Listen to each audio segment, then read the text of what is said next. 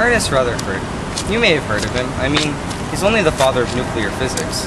The gold foil experiment, the Rutherford model. Still doesn't ring a bell? Okay, how about the atomic bomb? Now I know you're probably thinking, that's after his time. Well, I'll work up to that.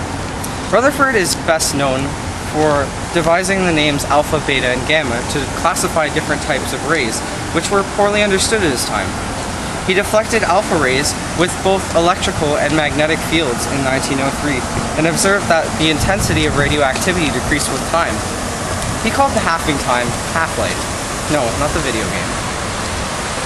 The results led Rutherford to propose that an atom was nuclear.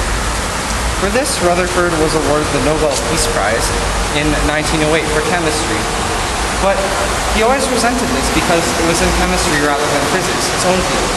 Come on, like you just got a Nobel Peace Prize. What are you complaining about? In 1909, two of his students conducted the classical foil experiment, which showed large deflections for a small fraction of incident particles.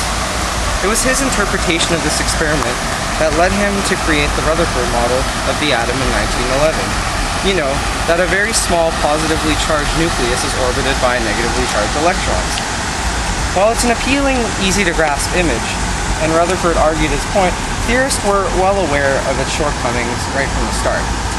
Now, he is widely credited with first splitting the atom in 1917 and leading the first experiment to split the nucleus in a controlled manner with two different students under his direction in 1932.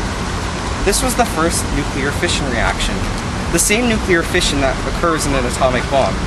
I think if he knew his work would eventually lead to a destructive abomination like that, he wouldn't be so occupied with something so trivial as getting an award in a field other than his own. Although his work has definitely had positive effects as well.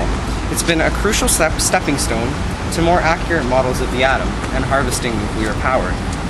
Whether for good or bad, Rutherford's work has had a great impact on the scientific community as well as the world, and it won't be forgotten soon.